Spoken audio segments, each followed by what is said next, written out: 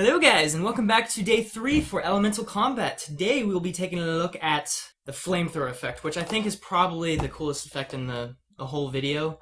So, I think it'll be good. Alright, let's see it. Okay, so you'll see that I'm starting here with an empty composition. So let's take a look at our stock footage first. You'll see that I've got a few different elements from the Action Essentials pack that you saw in the last tutorial. And also, I've got the fireball rendered out from the previous video as well. I just went ahead and rendered it. Yeah, I'm pretty sure I rendered it with transparency, which, you know, you could just do by rendering plus alpha. But it's not necessary, because you're going to be adding it in the end anyway. Let's go ahead and delete this. And yeah, another fireball. And this other thing that we have, which is a flamethrower that I got from Detonation Films HD. It was just a DVD that, you know, they provide that is actually really cool. For like 18 bucks, you can get 10 flamethrower effects. In fact, this is the exact effect that I'll be using in this video. And if you want, you can get the other one, which is Dragon Fire, if you want. It's pretty cool and really cheap. So, you know, it works great for the video. And you'll also see that I got some audio here. These two sound effects I actually just sampled from a YouTube video from the Slow-Mo guys, which is essentially these two guys named Gavin and Dan just film random things at super slow motion with their, you know, nice Phantom camera. So I'd follow those guys online if you want. They're really cool. See, slow motion. But that's irrelevant to the point. My point is that they had some good audio, and it's always a good idea if you like the audio, just, you know, sample it. Use it how you can. And lastly, we have our source footage. You'll see that I actually used 3 different clips. I have the clip of me on the left, a clip of my sister in the middle, and then I have a clip of my friend Sam here on the right. And what we're going to do is we're going to stitch these 3 videos together so that it's one long, albeit very wide, video. And then once we take that whole video together, we will animate a 1280 by 720 composition from left to right, as if the camera itself is panning. And then we have some pictures of like the sky to fill in whatever we miss from the video. That's essentially what we'll start off with. So let's go ahead and drop. Let's make a new composition. Let's make it. We want it really wide. I'd say 2500 by 720. 10 seconds, yeah, about that much. So you'll see right here we have a really wide composition. And if we bring in our left footage, hold on Shift to let it snap, it just, you know, takes up half. If we take in our right footage, drop it right there, you'll see that they don't exactly line up. That's okay. Let's go ahead and line it up ourselves. About right there. You'll see that there's some color differences. We'll go ahead and fix that right away. Let's take some curves, put on the right footage. Let's see. Not too dramatic, just kind of match it if need be. Anyway, something along the lines of that. We'll be, you know, touching up more on that in a minute. So let's go back to our project. And we want to bring in the middle footage, which will sit right here in the middle. And you could scale this however you want. I like to scale it down, actually. So that, you know, the more you scale it down, the further she looks like as if she's in the back. To a certain extent, you don't want to make it look like she's way out there. I think something about like that works out pretty nicely. And you'll see some replication in some of the footage. My point here is that, you know, no one knows what the site looks like. You could mess with it however you want, and as far as they're concerned, that's how it actually looks like in real life, so it's not that big of a deal. So I'm going to take the pen tool and literally just cut around her right here.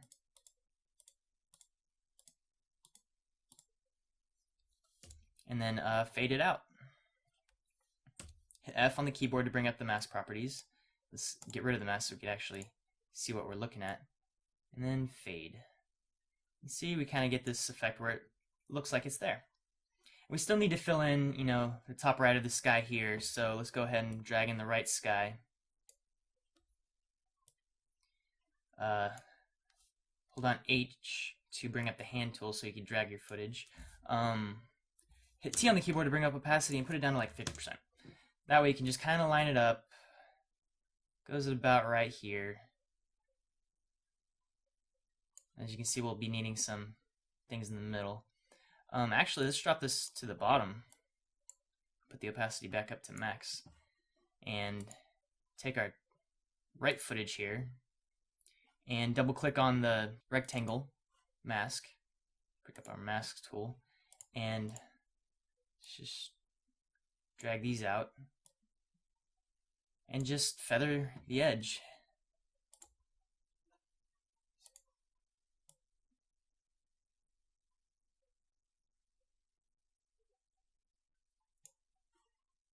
And of course we'll need some working here in the middle. That's not too big of a deal. Maybe we can feather a little bit less. So let's bring in the middle sky. We can fix this a little as well. Scale this down.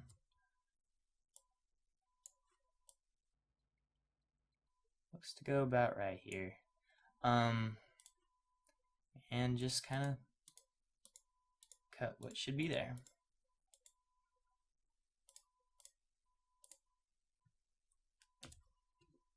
Hit F on the keyboard to bring up the feather tool again, and feather it out.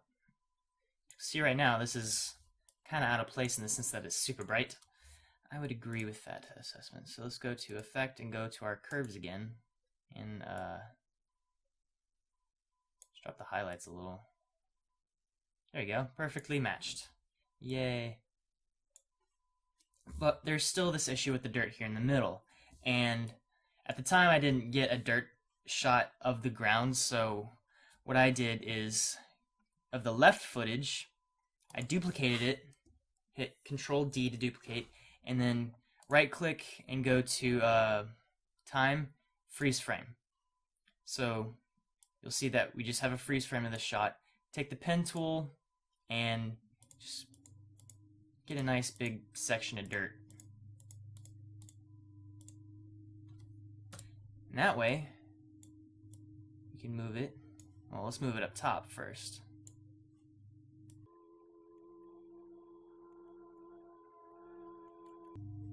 And I haven't even, you know, feathered the footage at all yet, and it's hard to kind of see, you know.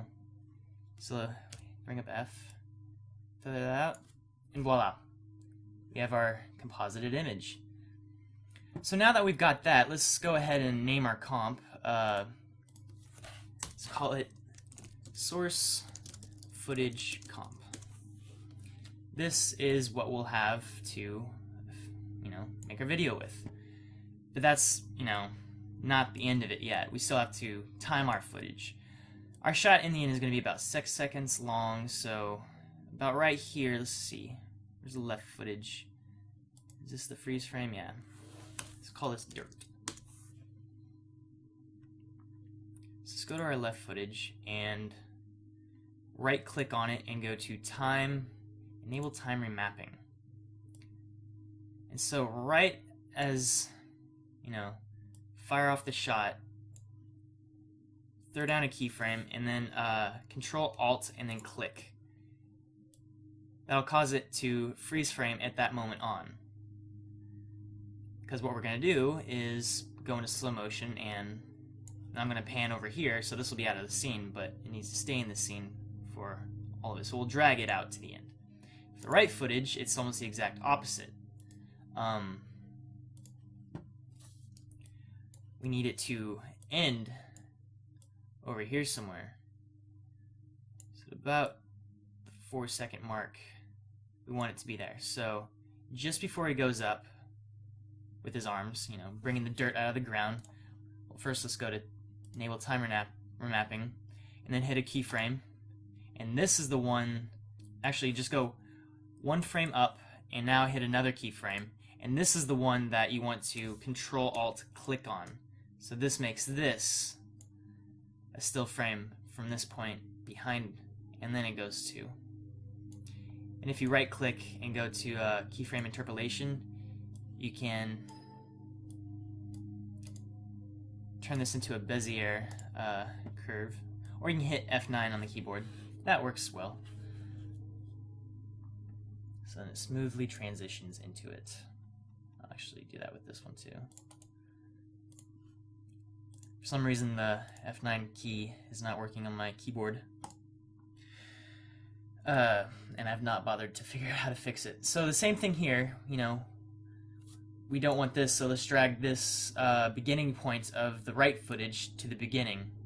Even though it's all still, we need it, you know, in the comp to go along. Same thing with everything else. This is a freeze frame, so we want that to go to the end.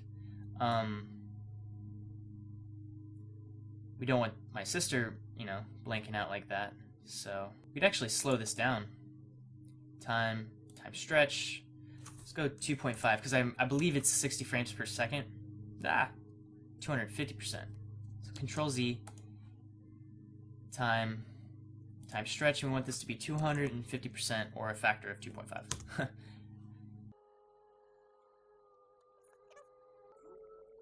So let's remap this. Get a little bit more timed evenly. Starts about right here. Okay. Seems good enough. Control A and then minimize it. Let's see, we have everything going towards the end. Even though in the end it's only going to go to about the mark right here. So let's go to the right footage and drag that over a little. Shoot. See how it pops back and forth like that?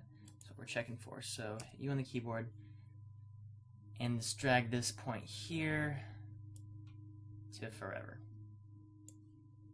Right, so now our source footage is essentially finished. Maybe we can move that over just a little bit. And this is something that we can easily change later. So let's go ahead and take our composition itself from the project window and drop it into a new composition. And let's label this one, hit enter, not that one, in the project window, hit enter, let's call it this big composition. Yeah, something like that, I don't know. And this is where we're going to be doing the majority of our work. Like, for instance, we will take out our fireball that we rendered in the previous video, and this is literally what I did for the original effect. Is I just brought it in, placed it, hit S on the keyboard to scale it, and scaled something down, and I animated its position. It's the exact same, you know, fireball. It's up to you to, you know, use it how you want. But first, we have a dilemma, and that is that our flamethrower here, we want to have in slow motion.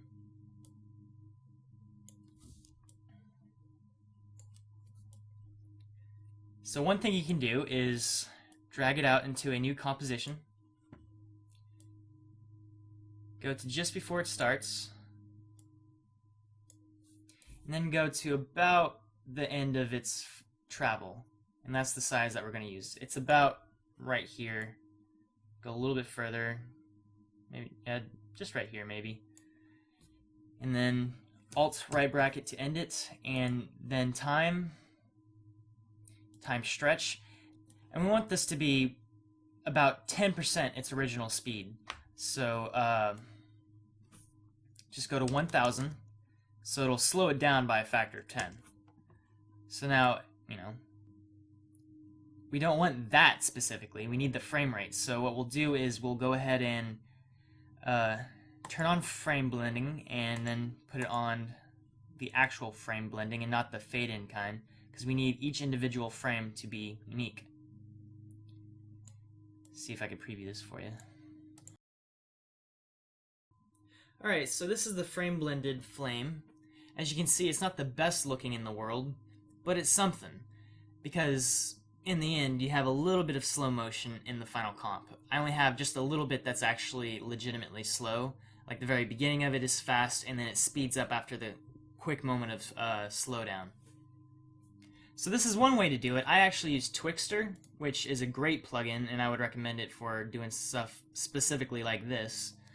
But we don't want to put this into our composition. We're going to want to render it out. So we can go ahead and just take this. Actually, composition settings, and let's extend the time. 8. So where does it end? About right here. So let's bring this in, and then we're going to add this to our composition, add to render queue, and essentially just render out settings. For this one, I would go to QuickTime, and then PNG with a spatial setting of about 70 maybe. If you're really, interested in preserving all the quality, put it up to 100 or, 90 or so at least. And then render it out where you want to. So then you can import that back into your footage and not have to worry about your processor calculating the interpolated frames every single time you change a frame. That's unreasonable, and it would bog down your machine. So set up a proxy like that, or just bring it in completely. But for the sake of this tutorial, I'm just going to bring in the slow motion one that I've got pre-made. Here's what's made with Twixtor. See, it's a lot nicer looking. Okay, so let's go ahead and delete this composition, the Flamethrower 10 comp. Yes. And we'll go back to this, and I'm going to drop in my slow motion fire. And right away that you'll see it's, all black. Position where we want to, about right here. And we'll hit F4 on the keyboard, and then set it to add. So that's essentially the effect we want. It's just fire like that. But you'll also notice that this doesn't look good at all. The transfer mode is set to add correctly, but it's not what we want. And that's because our project is not actually set to be in linear mode yet. So let's click on that and go to the bit depth and set it to 16 bits per channel. And then for the working space, go to sRGB right here. So then click on linearize working space. And if you hit OK, bam, realistically rendered fire. To a certain extent. Granted, something of this magnitude would have all the blacks be legitimately black instead of see-through, like you'd see here. But, it's just a small little video. Okay, so let's go ahead and turn off our flamethrower for a moment here, and let's bother with animating the fireball itself. First, let's set this to add. Probably add a bit of a curve. Yeah, doesn't really seem to matter much. Maybe make it a little smaller. Hold down Y on the keyboard, you can move the anchor point to the center of the fireball, just in case you need to rotate it or something. So let's go ahead and hit P on the keyboard and animate its position by keyframing it, like frame by frame. So, moves here, and just as I'm about to throw it, now I'm going to actually hit page down on the keyboard to go frame by frame. And remember this spacing right here. We're going to continue that. So about right here, let's keep the going. One frame down, keep the spacing going. Another frame down, same spacing. One more frame, space again. One more frame, and there we go. It's going to continue at the same velocity that you threw it at. And perhaps as I'm about to throw it right here, let's position or keyframe the rotation. So hit Shift and R, then let's keyframe that. So let's move this back like one, further one, and hold down W on the keyboard and rotate it sideways as such. We could actually move this one maybe 2 frames forward. So like the flames that are going upwards, as you throw it, they kind of go sideways, as if being trailed behind. Pretty nifty. And one thing that is absolutely necessary for this, hit F4, is to add motion blur. Otherwise, it's just going to look silly. So add motion blur and turn it on for the composition. That way, when it's actually moving, looks like it's actually being thrown in the scene. That's being really fast. So then at about right here, we're going to keyframe the opacity. So start about right here and go to the end, or about right here. One more frame actually, and then set it down to 0. So the idea is that it blends into the fire, the flame itself. And this is where we will begin seeing the flamethrower. Alright, we need to speed up the fire. And by doing that, we will go to time, enable timer mapping. So let's go to where, let's turn it on first. You want the fire to be at its most at about right here. Maybe a little less. Put a keyframe there. Make it Bezier. And then we're going to take the first keyframe and drag it closer. So that way it's much closer to real time. Then it just hits slow motion. And we could just drag this to where we want it.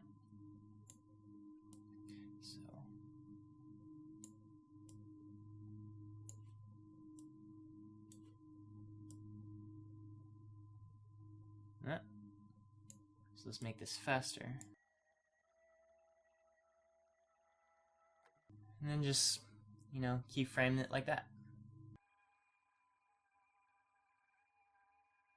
And of course this could use some work. I spent probably 15 hours on the original shot in the video itself, not including the test effect before that. You know, just fine-tuning. You can fine-tune until, you know, there's no tomorrow. But for the sake of time, I will not fine-tune it exactly. This is essentially what you'll be seeing. So it goes to here, and then slowly we'll speed up. And make the composition longer so I can get the end of it. Fantastic. Let's go to the end, somewhere around right here, add a keyframe, and drag it closer.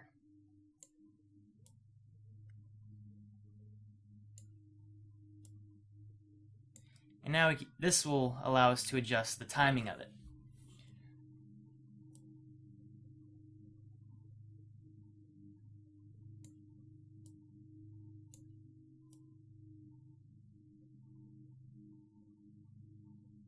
Something like that is what we want.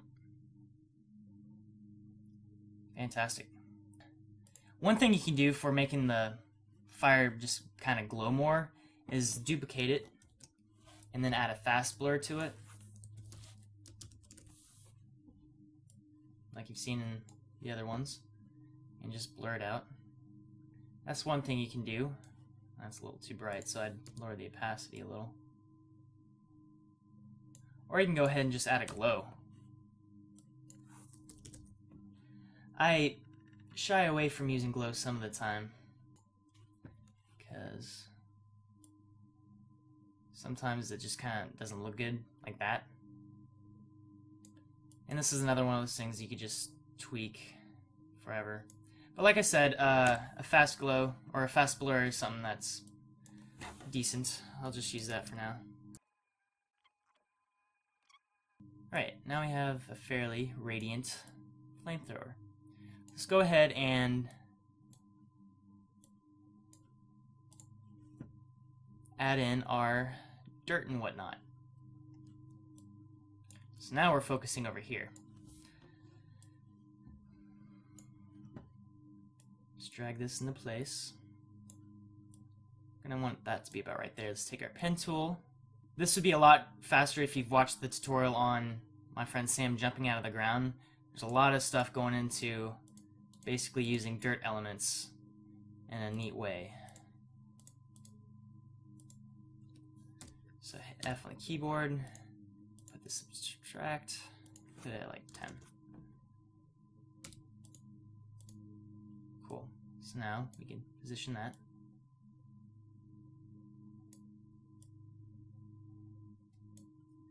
And I would duplicate it and offset it a little. So add our dirt charge 19 in here. Move it into position. Remember, we're only going to use like maybe half a second of the dirt footage, so normally we would bother, feathering out the edges like this, but in this scenario, it's not that big of a deal because you just won't see it. So, but we will want to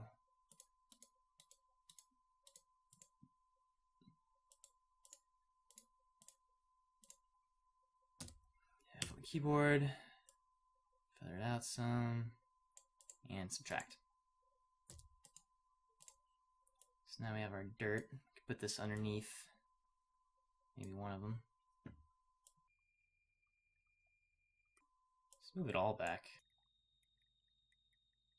And what's cool about this dirt 19 effect here is that we could duplicate it and take the bottom one and scoot it backwards.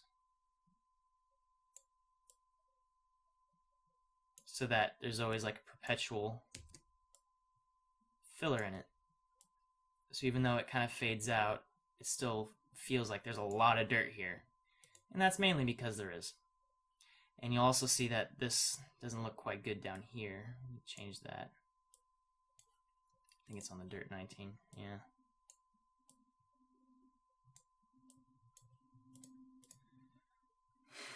And this is where the dust at the camera comes into play, to just kind of disguise that.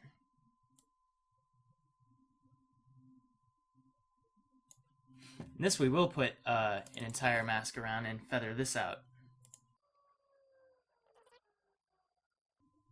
So about here is where it's going to start. Actually, all of these I'm going to want to lower. Just realize that. So select all of them. Don't open them. And just make it a little lower. This is supposed to be more at his feet.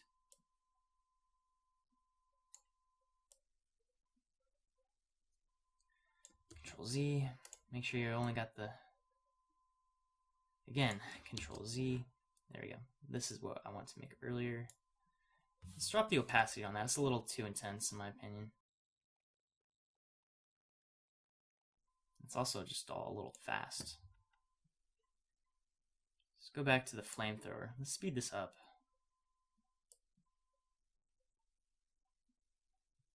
That way we can move all of our dirt forward in time, or backwards in time. So that the final effect, something like that. And of course, buddy here is reacting way too late, so let's fix that. I also, this was filmed in 60 frames per second, so if you want to slow it down, just make his, fist going up in the air a lot slower. That's also doable. So right there. And this is where we're going to add the fire day, Fireball Day 01. Just going to add it here. Make sure this is set to add. Hit F4. Change the transfer mode to add. And this we're going to put behind. Well, first we're going to scale it down after I undo that. Hit S on the keyboard to bring up the scale. And let's drop this down. Actually, I'm going to compress it a little too. Time it as we need. This is going to go below several of the dirt elements. Just kind of to show that the fire is being deflected. It's about right here that we're going to end it anyway. Alright, we are very close to being done. Except for, I guess we still have to do the lighting for this whole scene. Remember, I'm not fine-tuning this like crazy, like I would for my full production, but I'm just kind of showing you what I did to make it. So for the lighting, how I got the glow on the ground that you see here, I took an orange solid and I just, animated a mask to go along with the ground. So let's go ahead and go up to Layer, New, Solid. And let's sample this as like an orange color. I guess we could change it if we want.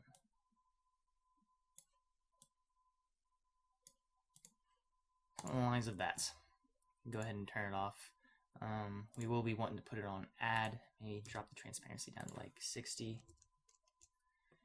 But first off, let's cut a nice big swath. Go to our masks and feather that out. Let's turn it back on. Alright. Now, we're going to want to make another mask. So click on the orange solid, and over here, we're just going to draw what we're going to actually animate, which is just going to be this big curve. Now, bam, bam. Make sure it's long enough to go around your whole thing. Now there. So let's make sure this is subtract. And we could feather this out even more than the last one. So we get a nice gradual. Let's animate the mask path. So select the whole thing. And we're just going to follow the fire. So right here, it's about right there. Let's go one frame up, a couple frames up. And just kind of keep doing this until, So now if you go back, see, just kind of travels forward. Still a little bright for my liking. I'm going to drop it down a little bit. Hit T, maybe 40%. That's looking a little better. Plus, what I did is I just took another mask and I just kind of traced out the back of my leg. F, make it subtract, and feather this one like crazy. Maybe drop the expansion a little.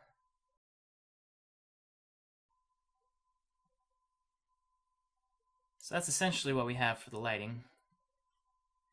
And one last thing to do is to add a optical flare. So I hit Control Y to bring up solid and make it a black one. And then go over here to our, okay.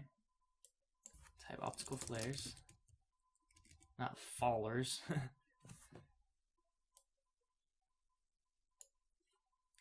Alright, on black, change this to add, and animate the keyframe. Let's change our position, center position to about right here. Let's go to options. Again, this isn't necessary. I like to add it because it looks pretty. See, let's use the same one we used in the last tutorial. I believe that was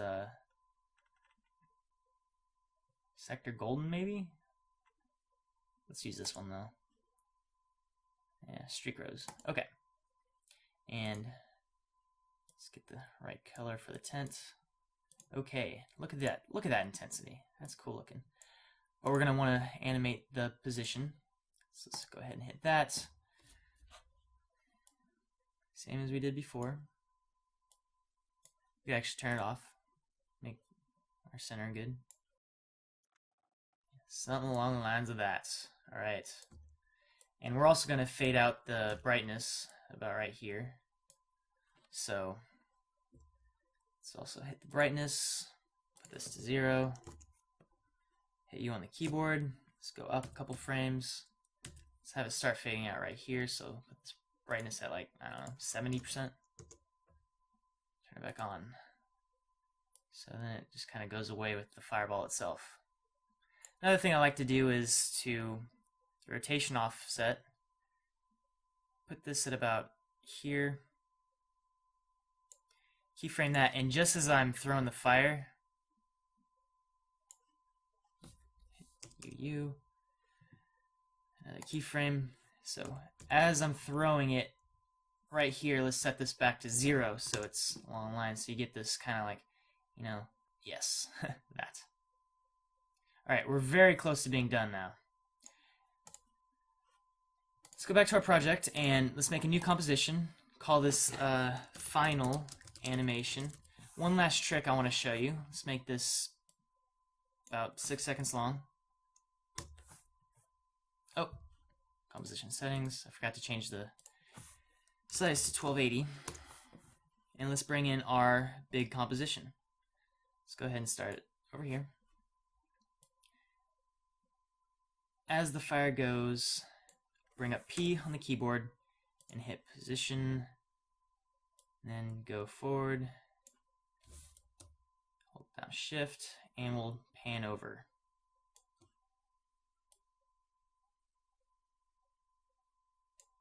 This could use a lot of work. So essentially, we follow the fire, which is, I think, pretty cool. But, you know, a static animation like this, here, I'll do a quick render. See? Like, you get, yeah, the animation is there, but it's still, it's kind of useless because it looks bad. You don't want to have something looking bad because of something that's easy to fix. And I will show you how to fix that. First, I wanted to put the fire below the other dirts.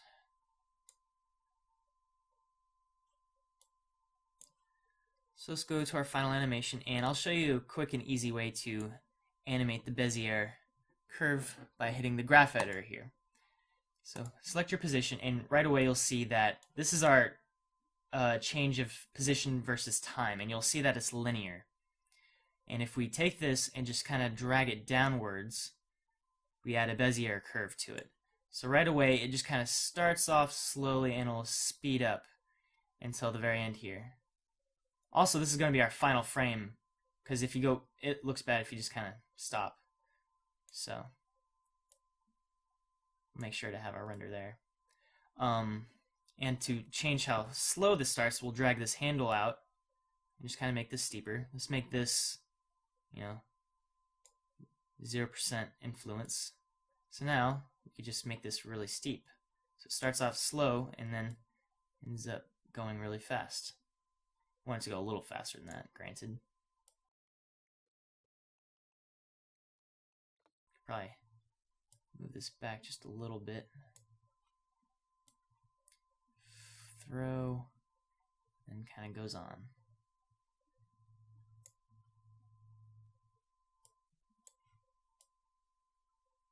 And there we go. That's the essence of our effect. I'll do another RAM preview. Alright, so this is the essence of our effect right here. It's just going to be a quick, cut off, so you get to the end here, and just enough to see that, the dirt comes out of the ground to block the fire. And I understand that this is a very, very specific scenario of an effect, that not everyone is going to be making an effect like this, and, it's a matter of finding what are the key principles and ideas to take away from this tutorial, and I would have to say it'd be the timer mapping of, a slow motion fire, make it slow motion first, and then, make it faster, because it's easier to lose frames than gain frames. So that's one thing for the epic slow-mo, and the other is to use the graph editor with the position to change, the animation of a very wide composition. So it looks like the camera is actually panning.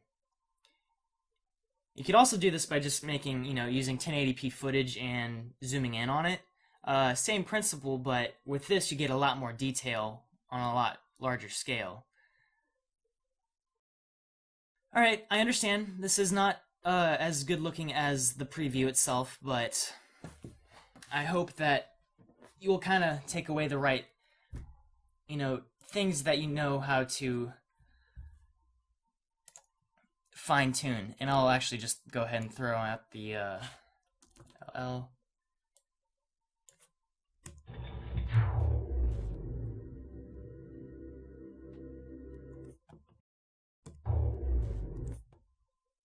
Delay this and keyframe this right here till about maybe this point, and then just drop the volume down a lot. And then we'll add in the speed back up sound effect. L and solo this.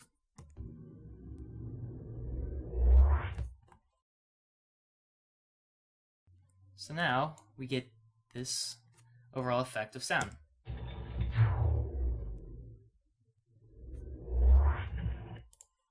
We could crossfade these sounds a little bit nicer. Let's try that again.